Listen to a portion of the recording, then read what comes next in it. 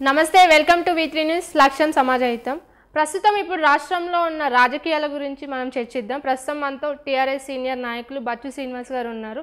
మరి ఈ మధ్య చూసుకుంటే టీఆర్ఎస్ పార్టీ పేరు మార్చి బీఆర్ఎస్ పెట్టారు. మున్గోడు ఎలక్షన్స్ కూడా అతి సమీపంలోనే ఉన్నాయి. అసలు టీఆర్ఎస్ పార్టీ వాళ్ళు ఎలాంటి స్ట్రాటజీస్తో ముందుకెళ్తున్నారో మనం ఇప్పుడు తెలుసుకుందాం. నమస్కారం సార్. నమస్తే అండి. ఎలా ఉన్నారు? మీకు V3 వీక్షకులకు అందరు కూడా నమస్తే అండి. నేను బాగున్నాను. మొన్ననే జరిగినటువంటి ఆలస్యపు దసరా శుభాకాంక్షలు, రాబోయే దీపావళి పర్వదిన సందర్భంగా అందరికి కూడా శుభాకాంక్షలు. అందరి శుభం కలగాలని మనస్ఫూర్తిగా ఆకాంక్షిస్తూ మరొకసారి శుభాకాంక్షలతో. సో దీపావళి మీ పార్టీలో టపాకాసులు పేలుస్తుందంటారా బీఆర్ఎస్ పెట్టాక? డెఫినెట్గా ఇప్పుడు తెలంగాణ రాష్ట్ర సమితి యొక్క ప్రస్థానం 22 సంవత్సరాలు. 22 సంవత్సరాల ప్రస్థానం గురించి మాట్లాడుకోవాల్సి వస్తుంది ఎప్పుడైనా. తెలంగాణ అంటే తెలంగాణ రాష్ట్ర సమితి, తెలంగాణ రాష్ట్ర సమితి అంటే తెలంగాణ రాష్ట్ర సమితి మొదటి రోజులు, తర్వాత దాని యొక్క అది ఎదుర్కొన్నటువంటి ఆటుపోట్లు, ఉత్థాన పతనాలు, అది అనుభవిస్తున్నటువంటి ఈరోజు అధికారం, ఇలాంటి అనేక అంశాల గురించి చర్చించుకోవాల్సినటువంటి ఆవశ్యకత అవసరం ఏర్పడుతుంది. రేపు టపాసులు పెడతాయా పేలవా అనేటువంటి నిజంగా అట్లాంటి సందర్భం కనుక వస్తే ఈ శ్రీ వెంకటేశ్వర స్వామి సన్నిధిలో నిత్య కళ్యాణం జరిగినట్టే తెలంగాణ రాష్ట్ర సమితి కూడా ఎదురొచ్చేటువంటి సమస్యలకు బెదిరిపోయో, కలిగే అపజయాలతోనో విజయాలతోనో, అపజయం వస్తే కుంగిపోవడమో, విజయం సాధిస్తే పొంగిపోవడమో, ఆ విధంగా ముందుకెళ్ళేటువంటి పార్టీ కాదు. సంయమనంతో సందర్భోచితంగా వ్యవహరిస్తూ ముందుకెళ్ళి తెలంగాణ సంక్షేమాన్ని, తెలంగాణ అభివృద్ధిని కాంక్షిస్తూ ఇప్పుడిప్పుడే తెలంగాణ పరిధిని విస్తరించుకునేటువంటి భాగంగా, పార్టీ పరిధిని విస్తరించుకునేటువంటి భాగంగా ఈరోజు తెలంగాణ ఆకాంక్షలను పూర్తి స్థాయిలో పూర్తి చేసినటువంటి సందర్భంగా భావిస్తున్నటువంటి తెలంగాణ రాష్ట్ర సమితి భారతీయ రాష్ట్ర సమితిగా రూపాంతరం చెందినటువంటి పరిస్థితి. సో రూపాంతరం మీరు చేశారు. చూస్తే భారతీయ జనతా పార్టీ ఉంది, జాతీయ భారత మాతాకి జై, జై శ్రీరామ్ ఒక అంటుంటే, మిగతా కాంగ్రెస్ పార్టీ సెక్యులరిజం అంటారు, మైనారిటీస్ వాళ్ళని అప్రోచ్ చేసుకునే సందర్భంలో టీఆర్ఎస్ పార్టీ జై తెలంగాణ, తెలంగాణ ప్రజల కోసం, తెలంగాణ ఆంక్షల కోసం పుట్టినటువంటి పార్టీ అంటే నినాదాన్ని చేంజ్ చేసినట్టు అనిపిస్తుందిగా ఈ విషయంలో. వాస్తవానికి మీ మాటల్లో కొంత నిజం లేకపోలేదు. ఎందుకంటే తెలంగాణ ఆవిర్భావం, తెలంగాణ రాష్ట్ర సమితి పుట్టుక, తెలంగాణ నేపథ్యం, తెలంగాణ ప్రజల కోసం 60 సంవత్సరాల తెలంగాణ రాష్ట్ర ప్రజల ఆకాంక్షల కోసం ఆవిర్భవించినటువంటి 14 సంవత్సరాల సుదీర్ఘమైనటువంటి అహింస పోరాటంతో సాధించుకున్నటువంటి తెలంగాణ భౌగోళిక విభజన కోసం ఏర్పాటైనదే తెలంగాణ రాష్ట్ర సమితి. ఇందులో ఎలాంటి మీమాంసకు కానీ ఎలాంటి ఈ చర్చకు కానీ తావులేదు. కాకపోతే ఏ వ్యక్తి అయినా తను ఎదిగేటువంటి క్రమంలో కావచ్చు, లేకపోతే గడిచే కాలంలో అనేకమైనటువంటి మార్పులకు లోనవడం అనేటువంటి అతి సహజ పరిణామ క్రియ. అందులో భాగంగానే ఈరోజు తెలంగాణ ఆకాంక్షలు నెరవేర్చినటువంటి, తెలంగాణ ప్రజల ఆకాంక్ష నెరవేర్చినటువంటి తెలంగాణ రాష్ట్ర సమితి ఈ దేశంలో నెలకొన్నటువంటి రాజకీయ పరిస్థితుల దృష్ట్యా ఏకపార్టీ ఏకఛత్రాధిపత్యంగా భారతదేశంలో కొనసాగుతున్నటువంటి భారతీయ జనతా పార్టీ ఫెడరలిజంకి వ్యతిరేకంగా రాష్ట్రాల యొక్క అధికారాలను కూడా తామే చెలాయించాలనేటువంటి, రాష్ట్రాల యొక్క అధికారాలను కూడా సెంట్రలైజ్ చేసుకొని ముందుకెళ్లేటువంటి క్రమం కావచ్చు. ఈరోజు ఆ పార్టీకి ప్రాతినిధ్యం వహిస్తున్నటువంటి ఇద్దరుగా, అంటే ఎప్పుడు కూడా భారతీయ జనతా పార్టీకి ఇద్దరు వ్యక్తుల ప్రాతినిధ్యం ద్వయంగా ముందుకెళ్లేటువంటి పేరున్నటువంటి భారతీయ జనతా పార్టీ గతంలో అటల్ బిహారీ వాజ్పేయి, అద్వానీ గారుల యొక్క నాయకత్వంలో ముందుకెళ్ళినటువంటి భారతీయ జనతా పార్టీ నేడు అది మోదీ, అమిత్ షా గారుల పేరు మీద ముందుకెళ్తున్నటువంటి సందర్భంలో వాళ్ళ యొక్క ద్వయం ఒకటే అయినప్పటికీ కూడా వాళ్ళ సిద్ధాంతాన్ని రాద్ధాంతం చేసి ఈ దేశవ్యాప్తంగా కాషాయం జెండా ఏర్పాటు చేయాలనేటువంటి అనైతికమైనటువంటి రాజకీయాలు చేస్తూ ఎక్కడికక్కడ ప్రభుత్వాలను పడగొట్టి తమ ప్రభుత్వాన్ని ఏర్పాటు చేసుకోవాలి, రాష్ట్రాల అధికారాలను చేజిక్కించుకోవాలి, ఈ దేశంలో మేమొక్కరమే శాశ్వతంగా మిగిలిపోవాలి అనేటువంటి విధంగా ముందుకెళ్తున్నటువంటి సందర్భంగా ఈ దేశంలో కాంగ్రెస్ పార్టీ ఒక ప్రత్యామ్నాయంగా, కాంగ్రెస్ పార్టీకి ప్రత్యామ్నాయంగా ఎదిగి చివరికి కాంగ్రెస్ పార్టీ కూడా బలహీనమైపోయి ప్రాంతీయ పార్టీలు కూడా పూర్తిగా అస్థిరపడిపోవాలనేటువంటి ఆలోచనతో ముందుకెళ్తున్నటువంటి భారతీయ జనతా పార్టీకి ఓ రాజకీయ ప్రత్యామ్నాయం కోసం ఈ దేశవ్యాప్తంగా ఎదురు చూస్తున్నటువంటి సందర్భంగా తెలంగాణ రాష్ట్ర సమితి ఖచ్చితంగా ఒక రాజకీయ శూన్యత ఉంది అని భావిస్తుంది. కాబట్టి ఈ దేశంలో ఒక రాజకీయ ప్రత్యామ్నాయం అవసరం ఉంది అని ఈ తెరాసాను భారతీయ రాష్ట్ర సమితిగా ముందుకెళ్లాలి, ఈ దేశంలో తెలంగాణ మోడల్ అభివృద్ధిని తీసుకెళ్లాలనేటువంటి ప్రయత్నంలో భాగంగా ఈ తెలంగాణ రాష్ట్ర ముఖ్యమంత్రి తెలంగాణ రాష్ట్ర సమితిని భారత రాష్ట్ర సమితిగా రూపాంతరం చెందించినటువంటి సందర్భం.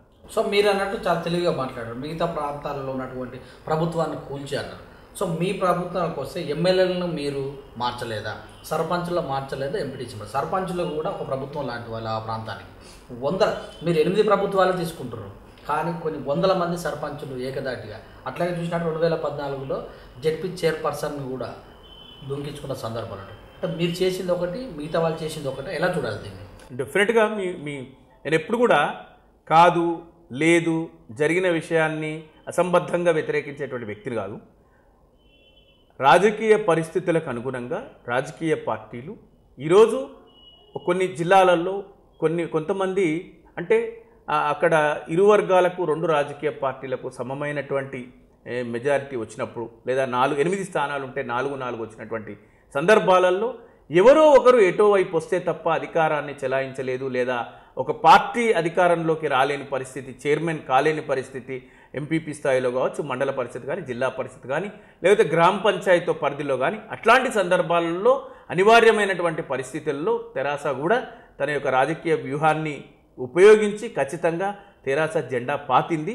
కానీ పూర్తిగా ఉన్నటువంటి ప్రభుత్వాలనే పడగొట్టి ఈ దేశంలో 11 ప్రభుత్వాలను పడగొట్టి అక్కడ అనైతికంగా దేశంలో తమ పార్టీని భారతీయ జనతా పార్టీ ప్రభుత్వాన్ని ఏర్పాటు చేసినటువంటి సందర్భం అయితే అది పూర్తి స్థాయి రాజకీయాలలోనే ఒక ఆలోచన, దేశ ప్రజలలోనే ఒక ఆలోచనకు తెరలేపినటువంటి పరిస్థితిగా మేము చూస్తున్నాం.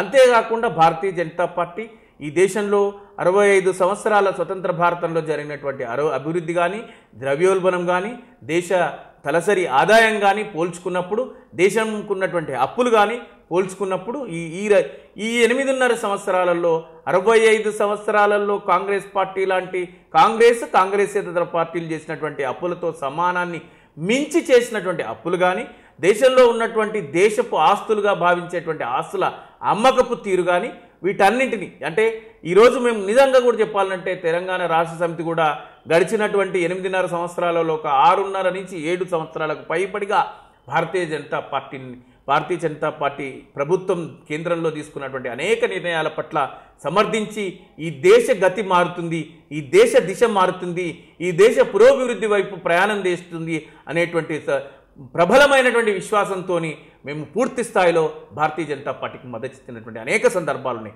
దీంట్లో ఏ విధమైనటువంటి రాజీ లేదు. అయినప్పటికీ అలాంటి సందర్భం నుంచి తెలంగాణ రాష్ట్ర సమితి ఓ ప్రత్యామ్నాయ రాజకీయ దిశగా ఆలోచించేటువంటి పరిస్థితులు నెలకొన్న ఈ దేశంలో కాంగ్రెస్ బలహీనపడిపోయింది, కాంగ్రెస్ను కూడా అస్థిరపరిచేటువంటి ఏర్పాటు చేస్తున్నటువంటి సందర్భంలో దక్షిణాది నుంచి ఎవరైనా ఎదిరించి మాట్లాడి ఎదురొడ్డు నిలబడి మాట్లాడుతున్న వ్యక్తి ఎవరైనా ఉన్నారంటే ఆ వ్యక్తి పేరే కల్వకుంట్ల చంద్రశేఖరరావు గారు. అంత సాహసం చేసి ఈ రాష్ట్రానికి నిధులు ఇవ్వకపోయినా, ఈ రాష్ట్రానికి రావాల్సినటువంటి ఐటీఐఆర్ ప్రాజెక్టు కావచ్చు, విభజన హామీలు నెరవేర్చకపోయినప్పటికీ కూడా, మెడికల్ కాలేజీలు రాకపోయినా, నవోదయ కళాశాలల ఏర్పాటు రాకపోయినా, ఈ రాష్ట్రానికి ఇస్తారన్నటువంటి నేత పరిశ్రమలు కానీ ఎలాంటి పరిశ్రమల ఏర్పాటులో కేంద్ర ప్రభుత్వం ఆసరా చేయనప్పటికి కూడా, లేకపోతే డిజాస్టర్ అంటే ఈ డిజాస్టర్స్ వచ్చినప్పుడు కూడా ఈ రాష్ట్రానికి ఇవ్వాల్సినటువంటి నిధులు ఇవ్వకుండా గుజరాత్ లేకపోతే తనకు నచ్చినటువంటి ఆంధ్రప్రదేశ్, తమిళనాడుకు ఇచ్చినటువంటి నిధులను ఇచ్చినటువంటి విధంగా తెలంగాణకి ఇవ్వకపోయినప్పటికీ కూడా స్వశక్తితోని నిలదొక్కుని అనేక అంటే 3 సంవత్సరాల నిర్ణీత వ్యవధుల్లోనే ప్రాజెక్టుల నిర్మాణం చేసి ఈ దేశంలోనే ఎవరు ఇయ్యనేటువంటి సంక్షేమ పథకాలను ముందుకు తీసుకెళ్తూ ఈ రాష్ట్రంలో అమలుపరిచే పథకాలను దేశ పథకాలుగా మారుతున్నటువంటి ఈ సందర్భంలో ఖచ్చితంగా తెలంగాణ మోడల్ అభివృద్ధిని ఈ దేశంలో మేము అమలు చేస్తామనేటువంటి విశ్వాసంతో ముందుకెళ్తున్నాం. విశ్వాసం, నమ్మకం మనిషిని ముందుకు నడిపిస్తుందని అనడానికి ఓ నిలువెత్తు సాక్ష్యం, నిలువెత్తు నిదర్శనమే ఈ రాష్ట్ర భౌగోళిక విభజన ఏర్పాటుకు కారణమైనటువంటి మాన్యశ్రీ ముఖ్యమంత్రి కల్వకుంట్ల చంద్రశేఖరరావు గారే ఒక నిదర్శనం అని చెప్పక తప్పదు. దేశంలో పథకాలు కూడా అమలు చేయాలంటున్నారు కదా, మరి జాతీయ స్థాయిలో రాణించాలంటే ఇతర రాష్ట్రాల్లో ఓటర్ల శాతం కూడా ఆ పోటీతత్వం కూడా ఉండాలి కదా. దేశంలో పథకాలు అమలు చేయాలన్నా లేకపోతే ఇతర రాష్ట్రాల్లో మనకి ఓట్ల శాతం రావాలని కరెక్టే. మనం ఇమీడియట్గా అక్కడికి వెళ్ళి మన ప్రభుత్వం రాకుండా మన పథకాలు అమలు చేయడం అనేది అసాధ్యమైనటువంటి. కానీ మనం ఎప్పుడైనా కూడా అసలు బడికే వెళ్ళకుండా పీజీ ఎట్లయితాం? బడికి వెళ్ళాలా, స్కూలింగ్ కావాలా, ఇంటర్మీడియట్ చదవాలా, డిగ్రీ చదవాలా, తర్వాత పీజీ చదువు. అదేవిధంగా ఎక్కడో ఎవరో ఎప్పుడో మొదలు పెట్టకపోతే మన ప్రస్థానం ముందుకెళ్ళదనమాట. ఆ విధంగా ఆలోచించి 2001 ఏప్రిల్ 27న గుప్పెడు మందితో మొదలైనటువంటి తెలంగాణ ఉద్యమ ప్రస్థానం కూడా అలా మొదలైంది. ఆ విధంగానే ఈరోజు భారత రాష్ట్ర సమితి కూడా దాని ప్రస్థానం మొదలైంది. భవిష్యత్ రాజకీయ పరిణామాలు భారత రాజకీయాలలో తనదైన ముద్ర వేసుకొని ముందుకెళ్తుంది. ఒక్కసారిగా ఎవరు కూడా అంటే the born baby cannot fly, the born baby cannot walk, the born baby cannot Singh అంటే పుట్టుకతోనే ఎవరు కూడా పాడరు, మాట్లాడరు, ఎగరరు, ఇవన్నీ జరుగుతాయి అన్నమాట. అలాంటి విధంగా ఆలోచనతోని క్రమక్రమంగా అంచెలంచెలుగా ఎదగాలనేటువంటి ఆలోచనతోని పునాదులు వేస్తున్నటువంటి సందర్భంగానే ఈరోజు భారత రాష్ట్ర సమితిగా మారింది. భవిష్యత్తులో ఖచ్చితంగా ఇప్పుడు ఉన్నటువంటి మన చుట్టూ ఉన్నటువంటి అంటే తెలంగాణకు సరిహద్దులైనటువంటి కర్ణాటక కావచ్చు, తమిళనాడు కావచ్చు, ఆంధ్రప్రదేశ్ కావచ్చు, మహారాష్ట్రలోని కావచ్చు, అనేక గ్రామాలు, వందలాది గ్రామాలు వాళ్ళు ముక్త కంఠంగా అక్కడ ఉన్నటువంటి వందలాది మంది సర్పంచులు మాకు ఇక్కడ ఎన్నికలు జరిగితే భారత రాష్ట్ర సమితిని ద్వారా మేము పోటీ చేస్తామని అక్కడ ఉన్నటువంటి స్థానిక సర్పంచులు కావచ్చు, స్థానిక ప్రజాప్రతినిధులు తీర్మానం చేస్తున్నటువంటి సందర్భం. మనం దాన్ని భవిష్యత్ ఆశావాహ దృక్పథంగా మనం దాన్ని పరిగణించాలి. సో శ్రీనివాస్ గారు 2014లో టీడీపీ జాతీయ స్థాయి పార్టీలో ఉన్నది. ఇక్కడ 15 సీట్లు గెలిచింది, ఒక ఎంపీ గెలిచింది. అలాగే వైఎస్ఆర్సీపీ కూడా ఒక ఎంపీ గెలిచింది, 3 ఎమ్మెల్యేలు గెలిచింది. అలా చూస్తే బీఎస్పీ కూడా 3 ఎమ్మెల్యేలు గెలిచిన సందర్భంలో బహుజన సమాజ్వాదీ పార్టీ, ఎస్పీ పార్టీలు, తెలుగుదేశం పార్టీ కావచ్చు, వైఎస్ఆర్సీపీ పార్టీ జాతీయ పార్టీల అవతారం ఎత్తి ప్రాంతీయ పార్టీగా కుచించిపోయిన సందర్భాలు, ఖాతా తెరవలేని పరిస్థితులు ఏర్పడ్డాయి. దీన్ని ఎలా ఆశాజనకంగా తీసుకుంటారు మీరు? మీ బీఆర్ఎస్ కానీ టీఆర్ఎస్ కానీ అంటే టీఆర్ఎస్ ఆ రోజు మొదలైన రోజు కూడా చీత్కారానికి, అసహ్యానికి, హేళనకు, ఎటకారాలకు లోనైనటువంటి సందర్భం నుంచి నవ్విన నాపచేను పండగ మానదన్నట్టుగా 14 సంవత్సరాల తర్వాత ఇద్దరు ఎంపీలు ఏ విధంగా ఈ రాష్ట్రాన్ని సాధిస్తారు, ఎవరూ సాధించలేంది, బక్కపలచని ఈ మాటల మాంత్రికుడు ఏం సాధిస్తాడు అని మాట్లాడినటువంటి ప్రజలందరికీ కూడా జవాబు ఏంటి అంటే ఈ రాష్ట్ర విభజన జరిగింది. పోల్చుకోవడం అనేటువంటిది కేసీఆర్ గారి చరిత్రలో పోటీ పడడము, ప్రయాస చేయడము, సంకల్పం చేసిన సంకల్పం కోసం నిరంతర ప్రయాస, అవిరాల కృషి, ఆయన చేసేటువంటి పరిశ్రమనే గమ్యాన్ని చేరడానికి, గమ్యాన్ని ముద్దాడడానికి ఆ చేసేటువంటి ప్రయత్నంలో భాగంగానే ముందుకెళ్తాడు తప్ప ఇంకెవరితోనో పోల్చుకోనో ఇంకెవరితోనో బేరీజ్ వేసుకునేటువంటి సందర్భం లేదు. 1980లో భారతీయ జనతా పార్టీ ఈరోజు అధికారంలోకి వస్తాని ఇద్దరు ఎంపీలతో మొదలైనటువంటి సందర్భం కూడా మనకు తెలుసు. కాబట్టి భారత రాజకీయ అవనికలో ఏదైనా జరగచ్చు. దేవేగౌడ గారు ప్రధానమంత్రి అయ్యిండు, చంద్రశేఖర్ గారు ప్రధానమంత్రి అయ్యిండు, విపి సింగ్ గారు ప్రధానమంత్రి అయ్యిండు. అంటే 7 సీట్లు అనుకుంటా బహుశా చంద్రశేఖర్ గారికి 7 సీట్లుంటే ఆనాటి పరిస్థితులలో ఆయన కూడా ప్రధానమంత్రి అయ్యిండు ఈ దేశానికి. అంటే ప్రధానమంత్రి లక్ష్యంగా మనం పోవటం లేదు. రాజకీయాలలో భారతీయ జనతా పార్టీకి ఒక ప్రత్యామ్నాయ రాజకీయం కోసం ఎదురు చూస్తున్నటువంటి పరిస్థితుల్లో భారత రాజకీయాలలో ప్రత్యామ్నాయ రాజకీయాల అవసరము అనివార్యమై ఉన్నటువంటి పరిస్థితుల్లో తెలంగాణ రాష్ట్ర ముఖ్యమంత్రి వర్యులు ఆ దిశగా ఈ పార్టీని విస్తరించేటువంటి ప్రయత్నం చేస్తున్నారు. ఆ విధంగానే చూడాలి. కానీ ఇప్పటికిప్పుడే ఈ దేశాన్ని ఏలాలనేటువంటి దురాశ కానీ లేకపోతే ఈ దేశాన్ని ప్రధానమంత్రి అయిపోతా అనేటువంటి ఆలోచనతో కానీ ముఖ్యమంత్రి కేసీఆర్ గారు చేస్తున్నటువంటి ప్రయత్నం కాదు. ఆ రోజు 2001 కూడా ఆయన ముఖ్యమంత్రి అవ్వాలనేది కాదు, ఈ రాష్ట్ర ప్రజల కలను సాకారం చేయాలనేటువంటి ఆలోచనతో ముందుకెళ్ళినటువంటి సందర్భమే. అందుకోసం పుట్టిందే టేరాస. ఈరోజు కూడా భారత రాజకీయాలలో రాజకీయ శూన్యత ఉంది. కాంగ్రెస్ పార్టీ అస్థిరపడిపోతుంది. ప్రాంతీయ పార్టీల అనైక్యత కారణంగా ఏకఛత్రాధిపత్యంగా నియంతృత్వ పోకడలకు వెళ్తున్నటువంటి ఈ దేశంలో భారతీయ జనతా పార్టీని నిలువరించాల్సినటువంటి అవసరం అనివార్యమైనటువంటి పరిస్థితిలో భారత రాష్ట్ర సమితిగా రూపాంతరం చెంది భవిష్యత్ రాజకీయాలలో తనదైన ముద్ర ఖచ్చితంగా ఉంటుందనేటువంటి సంపూర్ణ విశ్వాసం. మరి ఇప్పుడు టీఆర్ఎస్కి తెలంగాణకి కేసీఆర్ శ్రీరామ రక్ష అంటారు కదా, మరి ఇప్పుడు జాతీయ పార్టీలాగా అవతరించినప్పుడు ప్రాంతీయ పార్టీ హక్కులు ఎలా కాపాడతారు? డెఫినెట్గా ఇప్పుడు ఈరోజు మీరు భారతీయ జనతా పార్టీ ఉంది. భారతీయ జనతా పార్టీకి ఈ రాష్ట్రంలో ఒక యూనిట్ ఉంది. భారతీయ జనతా పార్టీకి ఈ రాష్ట్రంలో ఒక యూనిట్ ఉంది, కాంగ్రెస్ పార్టీ ఈ దేశంలో ఉంది. అసలు కాంగ్రెస్ పార్టీ అధినేత్రనే మనందరం, అంటే మీరు నేను అందరం కూడా కావచ్చు, కాంగ్రెస్ పార్టీని, కాంగ్రెస్ అధినేత్రి సోనియా గాంధీని పరదేశీయురాయలుగా చూసినాం మనం. ఆవిడ అందులో భాగంగానే ఈ దేశ ప్రధాని కూడా కాకుండా ఉండిపోయినటువంటి సందర్భం ఉంది. అట్లాని తెలంగాణలో కాంగ్రెస్ పార్టీ లేదా మన పొరుగునున్నటువంటి ఆంధ్రప్రదేశ్లో కాంగ్రెస్ పార్టీ లేదా?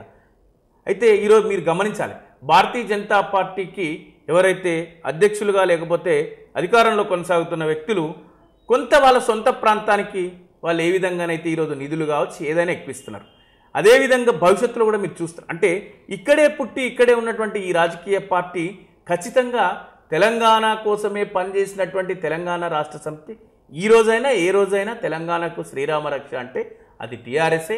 బీఆర్ఎస్గా రూపాంతరం చెందినా కూడా అది టీఆర్ఎస్ కోసం పుట్టినటువంటి పార్టీ కాబట్టి డెఫినెట్గా అది బీఆర్ఎస్ అయినా రేపు తెలంగాణకి శ్రీరామ రక్ష ఎవరు అంటే అది బీఆర్ఎస్. గుజరాత్కి గులాంలు అన్నారు కదా, మరి మీకు గులాంలు ఎవరు కావాలి ఇప్పుడు? నిజంగా గుజరాత్కి గులాంలు అని అనాల్సినటువంటి అవసరం ఎందుకు వచ్చింది అంటే, చెప్పులు మోసి పడి దండాలు పెట్టి ప్రజాస్వామ్యాన్ని కూనీ చేసి విలువలను తగ్గించుకునేటువంటి ప్రయత్నం చేసింది కాబట్టి గులాములుగా అభివర్ణించాల్సినటువంటి అవసరం వచ్చిందే తప్ప ఇక్కడ వాళ్ళని గులాములని వ్యక్తిగతంగా దూషించాల్సినటువంటి అవసరం తెరాసలో ఎవరికీ లేదు. అయినప్పటికీ కూడా స్వామి భక్తిగా దాన్ని మనం చూడొచ్చు, స్వామి భక్తిగా చూడొచ్చు. కానీ మీరు స్వామి భక్తిగా చూసి ఇక్కడ ఎవరైనా దండం పెట్టుకున్నా కూడా వాళ్ళని పైన నిందలు వేసి పొద్దున్న లేస్తే మీ పార్టీ గురించి అంటే భారతీయ జనతా పార్టీ వాళ్ళు వాళ్ళ పార్టీ గురించి మాట్లాడకుండా, వాళ్ళ సిద్ధాంతం గురించి మాట్లాడకుండా, తెలంగాణ ప్రభుత్వం చేస్తున్నటువంటి అంశాల పట్ల రాద్ధాంతం తప్ప రేపు పొద్దున తెలంగాణకి ఏం చేస్తారనేటువంటి అంశాల పట్ల మాట్లాడనటువంటి సందర్భంలో ఒక వ్యక్తులకు గులాంగిరి చేయడానికే వాళ్ళు బతుకుతున్నటువంటిది వాస్తవమే ఈరోజు. అందుకోసమే మళ్ళొకసారి కూడా మేము ఖచ్చితంగా చెప్తున్నాం, గులాములై బతకాల్సినటువంటి అవసరం లేదు, అట్లా ఉండాల్సినటువంటి పరిస్థితులలో ఉండకూడదు అనేటువంటిది మా ఉద్దేశం. సో నలుగురిదే నడుస్తుంది అంటారు కదా, ఇప్పటి వరకు కూడా మీ ప్రభుత్వం మొత్తం కూడా నలుగురు సన్నల్లో నడుస్తుంది, దొరల పార్టీ గడిల పార్టీ అంటారు కదా, దీన్ని ఎలా చూడాలి?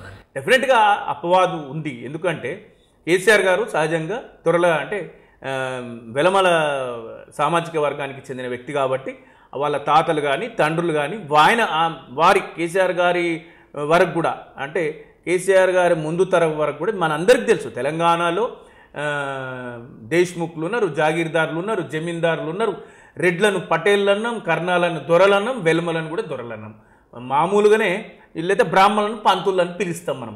ఇప్పటికి కూడా ఏ ప్రాంతంలో ఉన్నా కూడా గౌరవించే వాళ్ళు మర్యాద కొరకు లేకపోతే సంతోషంగా ఉన్నటువంటి అనుబంధం మేరకు పరంపరలో ఆ విధంగా పిలిస్తే దాన్ని కొంతమంది అదే ఆపాదించి దొరపాలన జరుగుతుందనో ఇంకే పాలన జరుగుతుందనో ఈరోజు 0.6% ఉన్నోళ్ళు ఆయన 0.6% ఆయన సామాజిక వర్గంతో దొరతనంతోనే ఈరోజు అధికారం చెలాయించేటువంటి వ్యక్తే అయితే నిజంగా ఆయన ఈ రాష్ట్రంలో ముఖ్యమంత్రిగా కొనసాగేవాడే కాదు నా దృష్టిలో.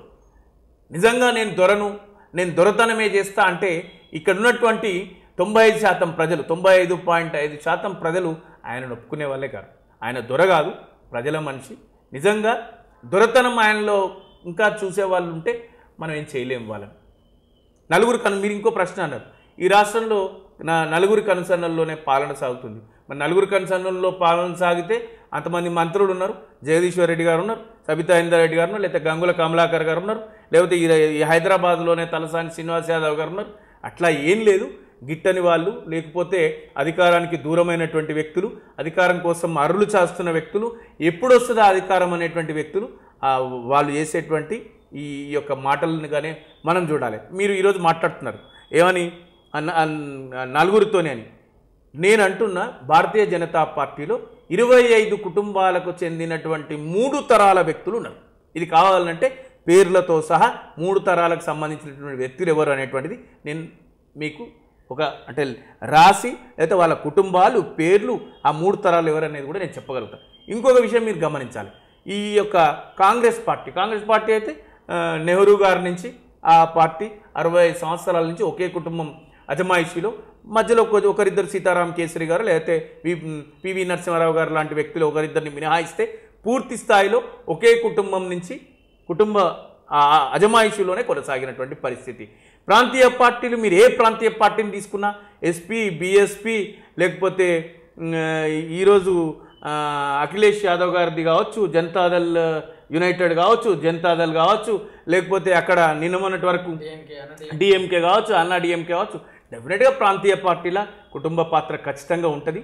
అంటే ఒక వ్యక్తితో ఏర్పాటు అయ్యేటువంటి రాజకీయ పార్టీలు కాబట్టి కుటుంబ పాత్ర, కుటుంబం నుంచి వచ్చేటువంటి వ్యక్తుల పాత్ర ఖచ్చితంగా ఉంటుంది. డైనాసిటీ పాలిటిక్స్కి అయితే మేము వ్యతిరేకం కాదు. వేదిక ఏర్పాటు చేస్తారేమో, వేదికనిచ్చి ముందుకు పంపిస్తారేమో, కానీ ప్రజల మన్నన, ప్రజల ఆదరాభిమానాలు పొందని రోజు కుటుంబం నుంచే వ్యక్తులు ఈ ప్రజాక్షేత్రంలో ఉండలేరు. ఇప్పటి వరకు మనం చాలామందిని చూసినాం. లాల్ బహదూర్ శాస్త్రి కుటుంబం నుంచి వచ్చినటువంటి సునీల్ శాస్త్రి గారు అసలు ఇప్పుడు లేరు. మొన్నటి నుంచి చంద్రబాబు నాయుడు గారు అబ్బాయి పోటీ చేస్తే ఓడిపోయిండు. అంతెందుకు, మొన్న లాస్ట్ ఎలక్షన్ ఎంపీ ఎలక్షన్లో నిజామాబాద్ నుంచి బెస్ట్ పార్లమెంటేరియన్గా ఉన్న మా కవిత గారు కూడా ఓడిపోయింది. ప్రజా తిరస్కారాన్ని, ప్రజా నిర్ణయాన్ని మనం స్వాగతించాలి. మరింత మెరుగైనటువంటి తీరులో పరిపాలన చేయడానికి ప్రయత్నించాలి. కలిసిపోయేటువంటి ప్రయత్నం చేయాలి. వాళ్ళ సమస్యలను ప్రతిబింబింపాలి. సమస్యలకు పరిష్కారం కనుగొనే దిశగా నాయకులు మనగలిగిన రోజు ప్రజల మధ్యనే ఉంటారు, ప్రజలతోనే ఉంటారు. అంతే తప్పగాని కుటుంబం నుంచి వచ్చినంత మాత్రాన దాన్ని తప్పుగా చూస్తే ఎవరైనా వాళ్లకు రాజకీయ పరిణతి లేని వ్యక్తులుగా నేను చూస్తాను. ఎందుకంటే కొంతమంది ఐఏఎస్ పిల్లలు ఐఏఎస్ కావాలనుకుంటారు, డాక్టర్లుగా పనిచేసే వాళ్ళు డాక్టర్లు కావాలనుకుంటారు, ఇంజనీర్లుగా ఉన్న వాళ్ళు ఇంజనీర్లు కావాలనుకుంటారు. రాజకీయ నాయకుల కొడుకులు నాయకులు కావాలని అనుకున్నప్పటికి కూడా కొంతమంది అవుతారు, కొంతమంది కాలేరు. కాబట్టి దాన్ని ఏదో తప్పుగా ఆ కుటుంబం ఉన్నంత మాత్రాన సరి అయిన పాలన, సవ్యమైన పాలన, పారదర్శకమైన పాలన అందించేటువంటి క్రమం ఉన్నప్పుడు ప్రజలు దాన్ని స్వాగతిస్తారు. అది కాదన్న రోజు తిరస్కరిస్తారు. తిరస్కరిస్తే ఇంటికే పరిమితమవుతారు. దాన్ని ఎవరు కూడా కాదనలేదు.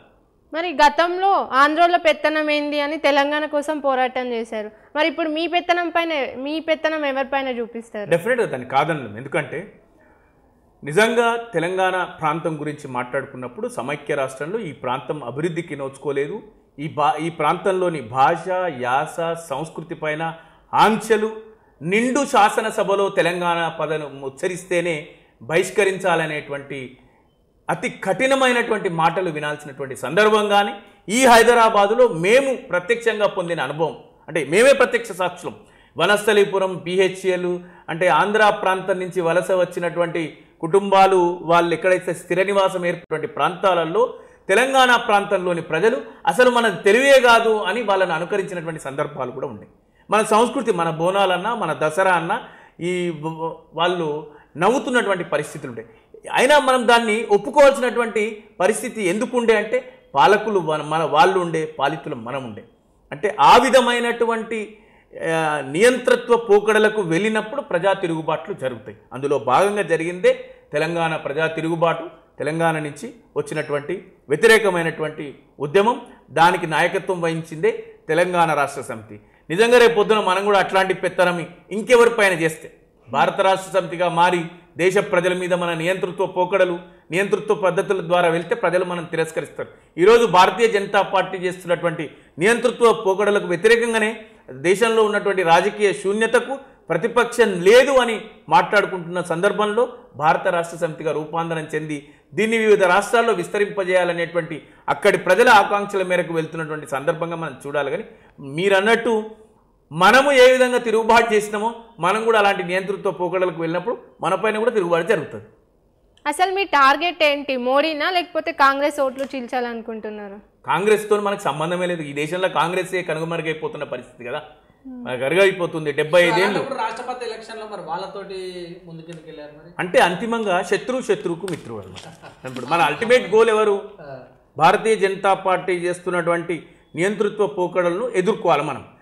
మరి మనం ఒంటిగా ఎదుర్కోలేనటువంటి సందర్భంలో మనతో పాటు కలిసి వచ్చే వాళ్ళు కానీ, మన సమాలోచనలు చేసే వ్యక్తులు కానీ వాళ్ళతో పాటు కలిసిపోవడం అతి సహజం. కలిసి వచ్చింది. బీహార్కి వెళ్ళారు, మీటింగ్ పెట్టారు, జార్ఖండ్ వెళ్ళారు, మీటింగ్ పెట్టారు.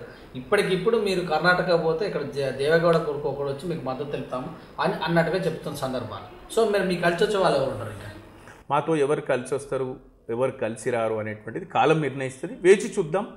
వచ్చే ఎన్నికల తర్వాత కానీ మనం ఎవరెవరితో కలుస్తున్నారు, ఎవరు పోటీ, ఏ విధంగా తెలంగాణ రాష్ట్ర సమితి భారత రాష్ట్ర సమితిగా మారిన సందర్భంలో ఏ విధంగా పోటీ చేయబోతుంది అనేటువంటిది ప్రజా సమక్షంలోనే కేసీఆర్ గారి నిర్ణయాల మేరకు కేసీఆర్ గారి చతురత గురించి కానీ కేసీఆర్ గారి రాజకీయ వ్యూహాల గురించి అందరికీ ఒకేసారి తెలుస్తుంది. ఇక్కడ ఉన్నటువంటి గొప్ప రహస్యం ఏంటంటే మీరు అన్నట్టు కేసీఆర్ గారి అమ్ముదపోలో ఉన్నటువంటి ఆయుధాలన్నీ బయటపడ్డట్టు అనిపిస్తుంది. హుజరాబాద్లో దళిత బంధు తీసుకొచ్చారు ఒకటి, తర్వాత మీ నాయకుడు అయినప్పటికీ కూడా బయటకు పంపించి 7 సార్లు పోటీ చేసినటువంటి వ్యక్తి, 2 సార్లు మినిస్టర్ ఉన్నటువంటి వ్యక్తి హుజరాబాద్లో డెవలపే చేయలేదని మీరే స్లిప్ అయి మాట్లాడిన సందర్భాలు చూస్తూనే ఉన్నాం.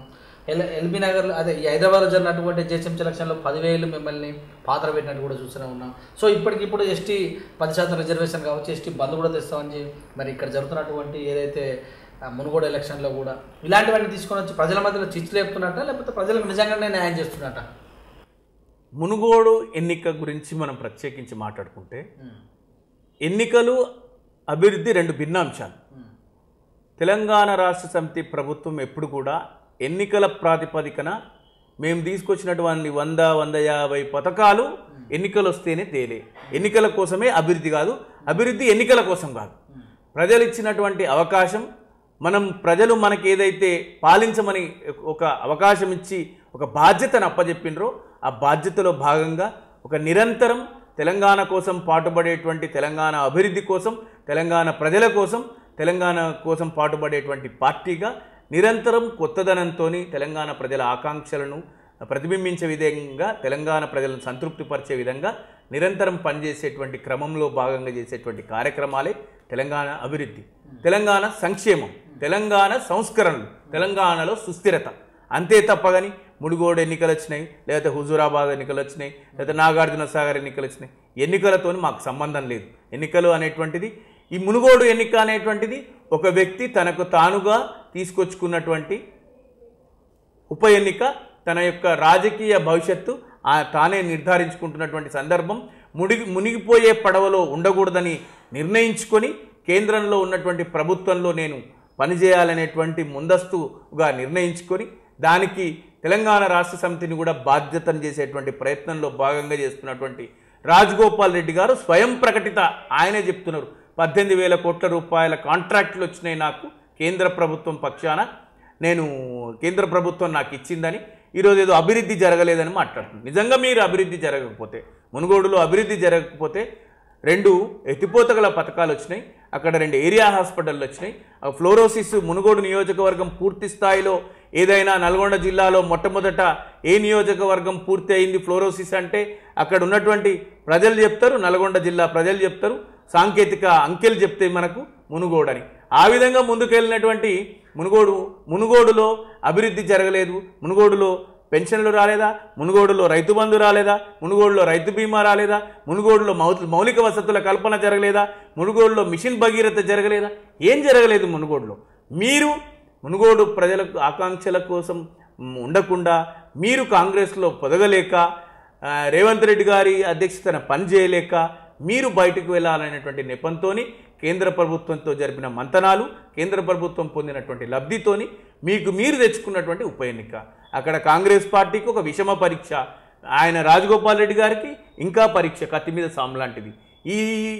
ఇట్లాంటి సందర్భంలో మరొకసారి తెలంగాణ రాష్ట్ర సమితి విజయదుందుబి మోగించుతుంది, మరొకసారి గులాబీ జెండాను ఎగరవేసేటువంటి సందర్భం అక్కడ కనిపిస్తుంది. సో మీరు ఇలా మాట్లాడుతున్నారు, సీఎంతో సహా ఒక గ్రామంలో ఇన్ఛార్జ్గా ఉండటం అనేది టీఆర్ఎస్ గ్రాఫ్కు నిదర్శనమా ఇది? మరి పార్టీలో అందరూ కూడా సమానమే, అందరూ పనిచేయాలి, అందరూ పని చేస్తున్నారు, అందరూ కూడా అంటే డెమోక్రసీ ఉంది పార్టీలో, నేను మీతో సమానమే అనేటువంటి విషయాన్ని చెప్పేటువంటి ప్రయత్నంలో భాగంగానే నేను కూడా బాధ్యత తీసుకొని పనిచేస్తున్నా అని చెప్పేటువంటి క్రమమే విధంగా చూడాలి తప్ప కానీ 60 లక్షల మంది సభ్యత్వం ఉన్నటువంటి తెలంగాణ రాష్ట్ర సమితి ఎక్కడ కూడా ఇప్పటి వరకు 1-2 అసెంబ్లీ స్థానాలు అతివృష్టి వల్ల కలిగిన మేము కోల్పోయినటువంటి జిహెచ్ఎంసీ మినహాయిస్తే ఈ రాష్ట్రంలో ఎక్కడ కూడా మేము ఓడిపోయినటువంటి సందర్భాలు లేవు.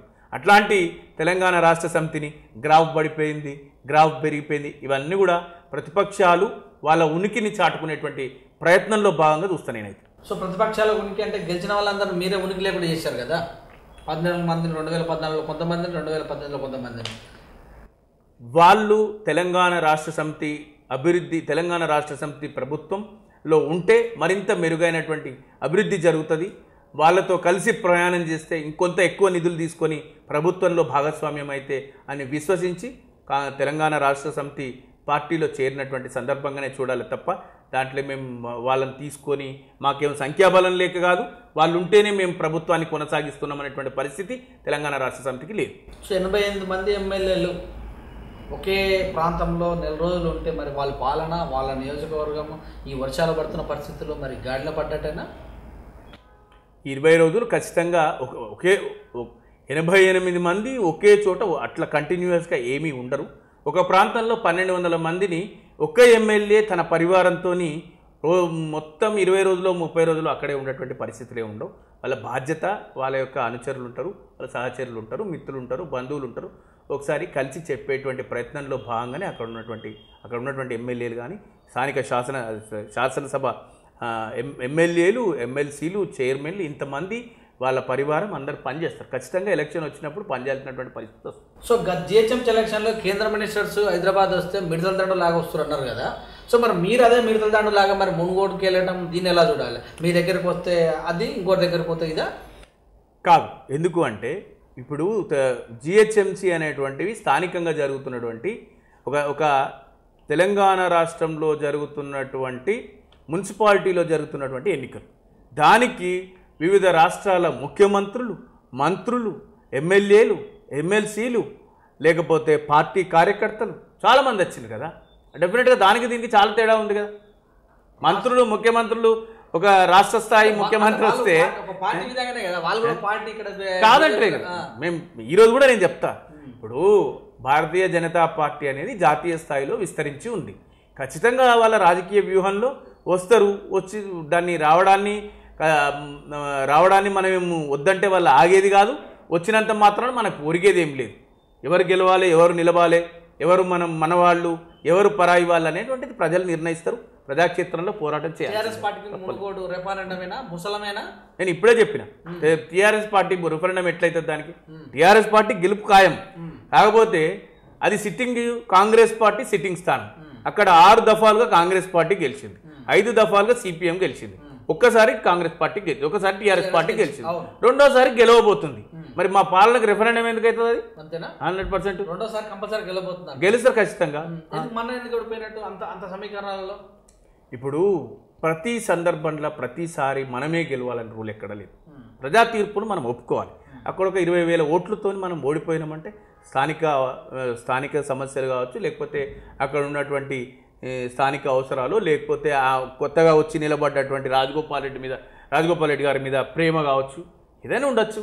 5 సార్లు పాల్వాయి గోవర్ధన్ రెడ్డి గారే 6 సార్లు పాల్వాయి గోవర్ధన్ రెడ్డి గారే ఎందుకు గెలిచిందంటే ప్రజలతో ఆయనకున్న సత్సంబంధాలు కావచ్చు, లేకపోతే ప్రజలతో ఆయనకున్నటువంటి అవినాభావ సంబంధం కావచ్చు.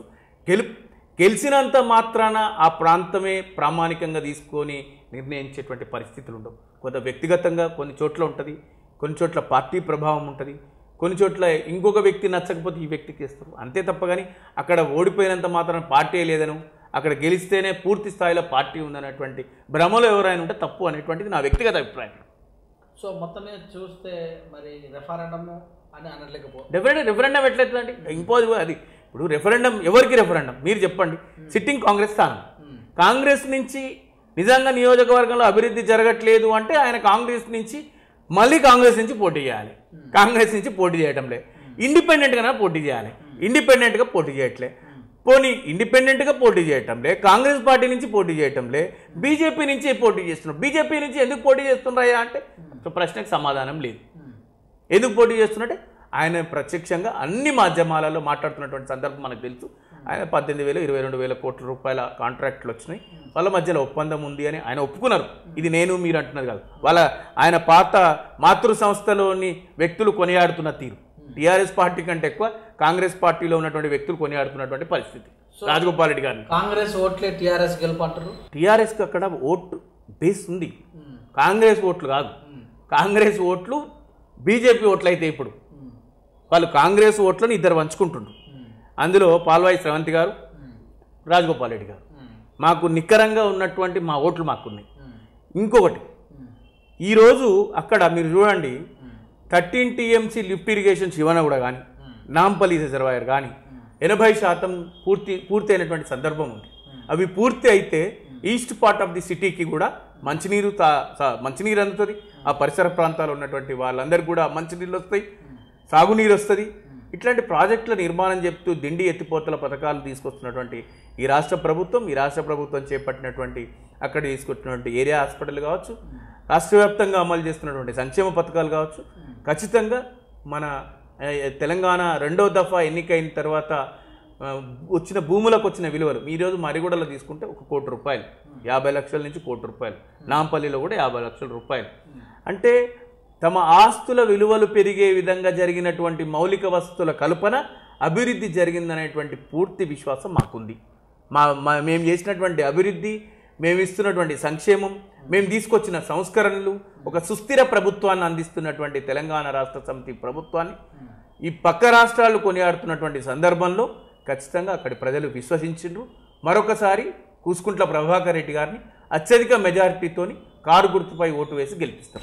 సో మరి సిపిఎంను సమాంతర దూరంలో పెట్టి ఇప్పుడు అంత ఆలింగనం చేసుకోవడానికి కొన్నారా? అంటే ఈరోజు మళ్ళొకసారి మీకు చెప్పిన ఇంతకుముందు కూడా మీరు అడిగిండ్రు రాష్ట్రపతి ఎన్నికలలో కాంగ్రెస్ పార్టీతో మీరు కలిసిపోయిండ్రు అని అన్నారు. ఈరోజు సిపిఎంలు కూడా వాళ్ళు ఏమన్నారంటే భారతీయ జనతా పార్టీ లాంటి ఒక మతతత్వ పార్టీని ఈ దేశంలో మనం నిలువరించాలంటే లౌకిక పార్టీలతోని కలిసిపోవాలి. మరి లౌకిక పార్టీలతో కలిసిపోవాలంటే కాంగ్రెస్ని సమర్థించుకోవచ్చు కదా అని మీరు అంటారు.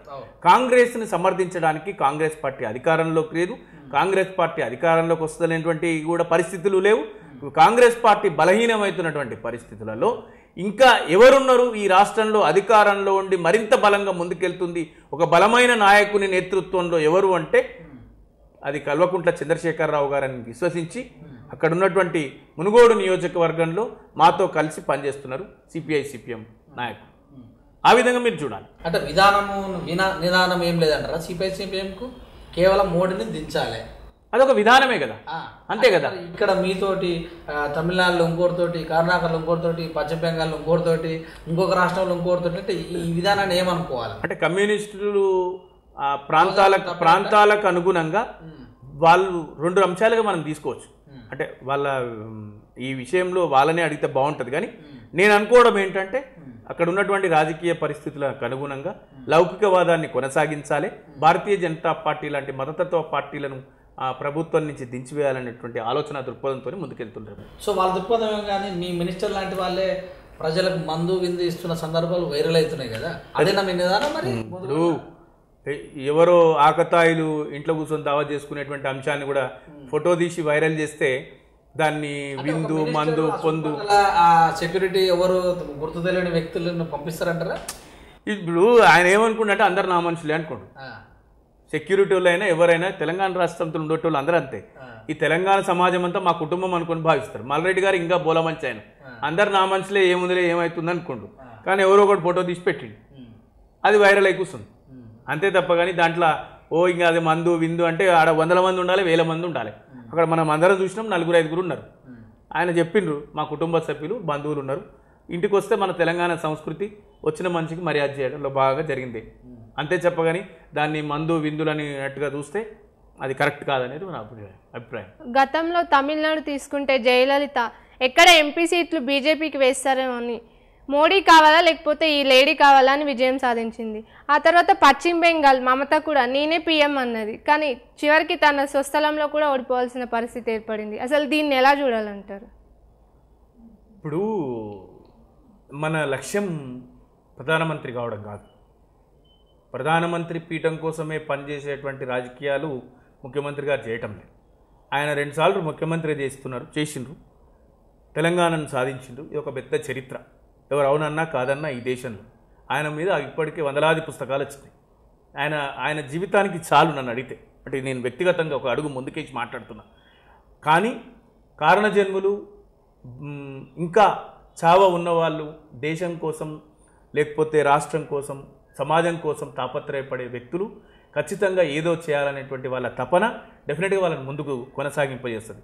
అందులో భాగంగా చేస్తున్నటువంటి ప్రయత్నమే ఈ భారత రాజకీయాలలో ఒక ముందడుగు వేసి తన యొక్క పరిధిని విస్తరింపజేస్తున్నటువంటి ప్రయత్నం, రాష్ట్రపు ఎల్లలు దాటి ఢిల్లీ వరకు వెళ్ళేటువంటి ప్రయత్నమే అంతే తప్ప. కానీ మేము జయలలిత గారితోనో లేకపోతే అక్కడ ఉన్నటువంటి పశ్చిమ బెంగాల్లో ఉన్నటువంటి మమత గారితోనో మేము పోల్చుకోవాలని అనుకోవటం లేదు. ఖజానా నిండేది కారు మేఘాల పైన ప్రయాణిద్దాం అనుకుంటున్నారు అంటారుగా? ఖజానా నిండిందా కారు మేఘాల మీద ప్రయాణించడానికి అని అంటే 14లో కూడా కేసీఆర్ గారు హెలికాప్టర్ తిరగకుండా దిగింది. 2001లో కేసీఆర్ గారి దగ్గర డబ్బులు లేవు, ఆయన కూడా అప్పుడు కూడా హెలికాప్టర్ తీయకుండా పనిచేసింది. అంటే ధనవంతమైనటువంటి కాంగ్రెస్ పార్టీ, బలమైనటువంటి రాజశేఖర రెడ్డి గారు లాంటి వ్యక్తులు ఉన్నటువంటి సందర్భంలో కూడా వాళ్లకు ప్రతిగా ప్రత్యామ్నాయంగా సమానంగా పనిచేసినటువంటి వ్యక్తి కేసీఆర్ గారు. కేసీఆర్ గారు చేసేటువంటి పనులు కానీ ప్రయత్నం కానీ ఈ దేశంలో, నేను ఇప్పటివరకు కొంతవరకు తెలంగాణలోనే అనుకున్నా కానీ ఈ దేశ రాజకీయాలలోనే ఊహకందకుండా ముందుకెళ్ళేటువంటి వ్యక్తి అని అది ఎవరు కూడా కాదనలేరు. ఎందుకంటే విజనరీ పీపుల్, ఎవరు అవునన్నా కాదన్నా విజనరీ పీపుల్. నేను తెలంగాణ అంటే నాకున్నటువంటి పరిమితిలో నేను రామోజీరావు గారిని చూసిన, ఆ తర్వాత చంద్రబాబు నాయుడు గారిని కూడా చూసిన, ఒక విజనరీ మ్యాన్ ఆయన కూడా. ఆ తర్వాత మళ్ళీ ఇప్పుడు నేను చూస్తున్నా అంటే కేసీఆర్ గారు ఒక విజన్తోని భవిష్యత్తును దూరదృష్టిని ముందు పెట్టుకొని ముందుకెళ్ళేటువంటి ఒక గొప్ప రాజకీయ నాయకుడిని ఈ దేశానికి ఈ తెలంగాణ మట్టి, ఈ తెలంగాణ తల్లి, ఈ తెలంగాణ గడ్డ అందించింది. గతంలో ఈ తెలంగాణ నేల నుంచి ఈ భారత ప్రధానిగా కొనసాగినటువంటి పాములపర్తి వెంకట నరసింహారావు గారి తర్వాత మరొక జాతీయ నాయకుడు ఎవరైనా ఉన్నారంటే ఆయన చంద్రశేఖరరావు గారు అని అనడంలో ఎలాంటి అతిశయోక్తి లేదు. Thank you sir, thank you very much. చక్కటి విశ్లేషణ చేశారు. మునుగోడులో కావచ్చు, టీఆర్ఎస్ నుంచి బీఆర్ఎస్ వైపు వెళ్ళినటువంటి అంశాలు కూడా చక్కగా విశ్లేషణ చేశారు. మరి మీరు అనుకున్నట్టే మరి మునుగోడు రాజకీయాలు అంతిమ లక్ష్యం 6 తారీఖు నవంబర్ నాడు రిజల్ట్ వస్తాయని అనుకుంటూ మనస్ఫూర్తిగా కోరుకుంటూ మరి ప్రజలు ఎలాంటి తీర్పిస్తారో అంతవరకు వేచి చూద్దాం. అంతవరకు చూస్తుంటే విత్ మరి ప్రవళికతో శ్రీనివాస్తో మీ సురేష్ దాని.